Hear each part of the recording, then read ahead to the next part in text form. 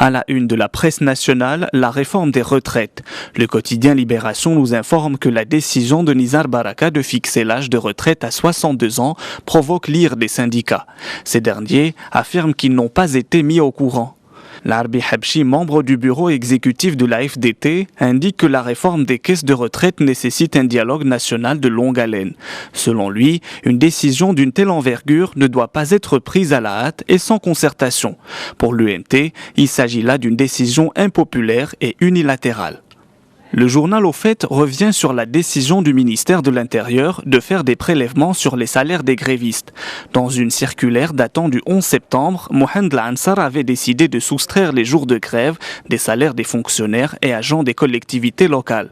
Ces derniers n'ont pas tardé à réagir. Ils déplorent cette décision et affirment qu'ils vont prendre les mesures appropriées pour y faire face.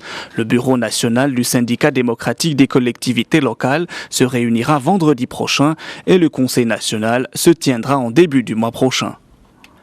Hossein Louardi invite les médecins du privé à exercer dans le public, peut-on lire en une d'aujourd'hui Le Maroc.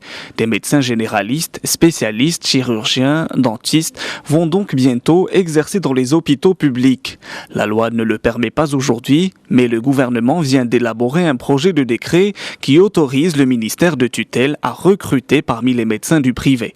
Dans le détail, le département de la santé proposera des contrats à durée déterminée de 11 mois, renouvelables 3 fois au maximum. Le salaire mensuel s'établira à 7 000 dirhams. Le quotidien Les Échos s'intéresse au plan solaire et se demande pourquoi le Maroc a choisi le saoudien Aqua pour la construction d'un parc solaire à Ouarzazate. L'offre saoudienne s'est en effet imposée sur l'aspect financier, 20% moins cher que ses concurrents. Pourtant, l'expertise d'Aqua est peu reconnue dans le secteur, écrit le quotidien. Pour le Maroc et l'Arabie saoudite, l'attribution de ce projet hautement stratégique confirme le rapprochement pressenti entre les deux économies depuis plusieurs mois déjà. Toujours dans Les Échos, on apprend que la Royal Air Maroc lance une offensive tarifaire sur le marché. Du 27 septembre au 7 octobre prochain, 50 000 sièges supplémentaires sont proposés sur les différentes destinations européennes à partir du Maroc.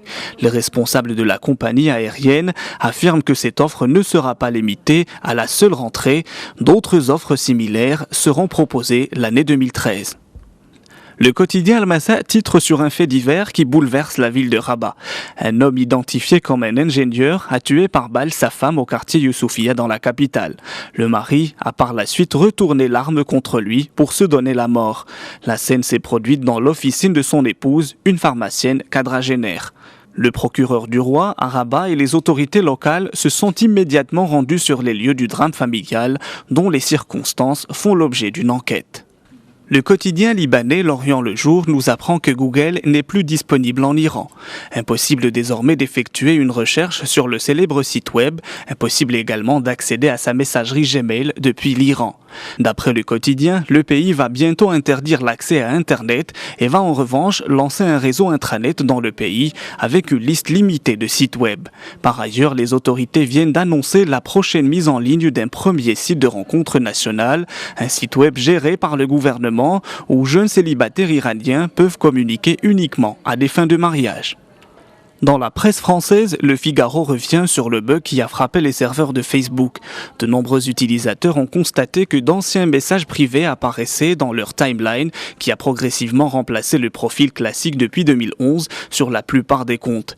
Facebook a démenti l'information en expliquant qu'il s'agit d'anciennes communications non privées. S'il est difficile de s'établir si le bug est avéré, la remontée des messages présumés privés sur les profils des utilisateurs illustre à quel point les comportements sur ce réseau social ont évolué, estime Le Figaro.